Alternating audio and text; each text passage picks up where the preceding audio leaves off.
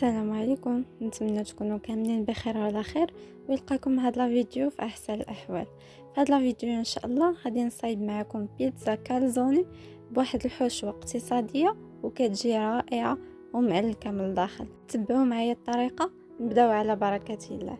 غادي ناخذ واحد الزلافه ندير فيها كاس ديال الماء كبير ومعلقه ديال السنيده ومعلقه ديال الخميره. نحرك المكونات مزيان ونغطي عليهم ونخلي ديك الخميره تفاعل ليا مع المكونات الاخرين.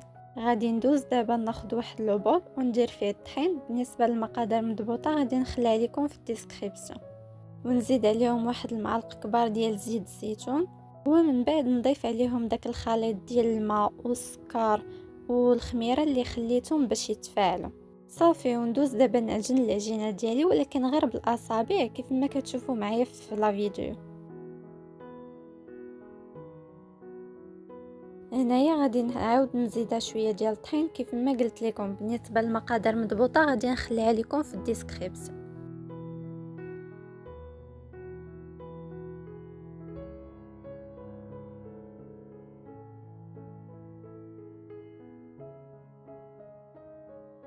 صافي، هي العجينه ديالي عجنتها وكيف ما كتشوفوا معايا خاصها تكون شويه كتلصق في اليدين.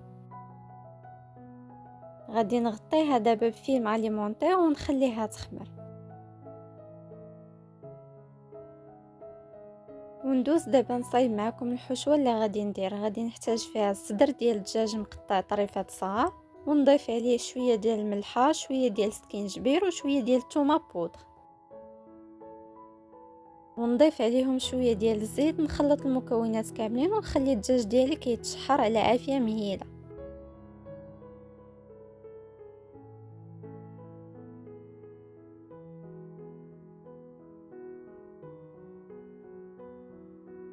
صافي، هنايا من مور ما تشحر الدجاج غادي نضيف عليه لا كريم فريش وغادي نضيف عليه 2 فرماجات، اي نوع ديال الفرماج نتوما متوفر عندكم.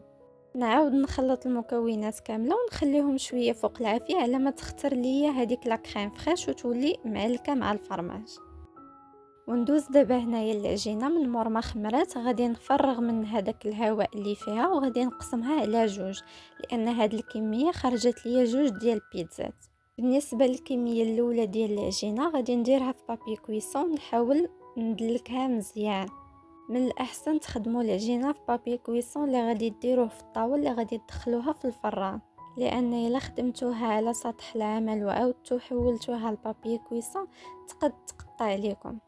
صافي، هنايا من مور ما قديت العجينه ديالي في بابي كويسون غادي نضيف عليها شويه ديال لا كريم فريش وشويه ديال الفرماج محكوك، اي فرماج نتوما متوفر عندكم.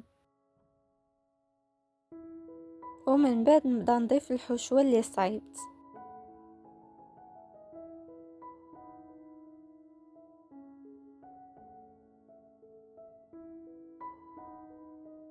واخر حاجه غادي نضيفها هو الفرomاج ديال الساندويتش. تقدروا تستغناو عليه ولكن انا درته لانه واخا هكا كيعطي واحد البنه. وكيف ما كتشوفوا معايا هنايا غادي نقلب هذيك العجينه فوق منها لان هكا كتكون بيتزا كالزوني. غادي نحيد منها هذوك الجوانب اللي بقاو وغادي نحاول نطويها كيف ما كتشوفوا معايا في لا فيديو بنفس الطريقه غادي تطويوها. صافي، هنايا من مور ما قديتها مزيان وطويتها من الجوانب غادي نزيد عليها لاصوص طوماط من الفوق ندهنها بها باش هكا ملي طيب ليا تعطيني ديك الحموريه من الفوق. من مور ما غادي ندهنها كامله غادي ندخلها للفران طيب غير من التحت على درجه الحراره 180، وما نديرش من فوقها الفرماج من الفوق حتى طيب مزيان وتنفخ وتحمر. عاد نخرجها وندير من فوقها الفرماج موتزاريلا من فوق ونعاود ندخلها غير باش يذوب. من الاحسن ديروها الطريقه هذه. صافي، كيف ما كتشوفوا معايا هنا البيتزا ديالي وجدات. كيف ما قلت لكم غادي تخرج لكم 2 ديال البيتزات. هنايا حاولت نقطعها معكم واخا باقا سخونه باش نوريكم كيفاش جات. وها هي البيتزا ديالنا وجدات. كيف ما كتشوفوا معايا الحشوه ديالها اقتصاديه وكتجي رائعه ومعلكه من الداخل ولذيذه. نتمنى انكم تجربوها وتخليوا لي الاراء ديالكم في لي كومونتير. الا عجبتكم هاد الوصفه ما تنسونيش من لايك ومن التشجيعات ديالكم. نخليكم مع وصفه اخرى في فيديو اخر ان شاء الله. خديتكم على خير.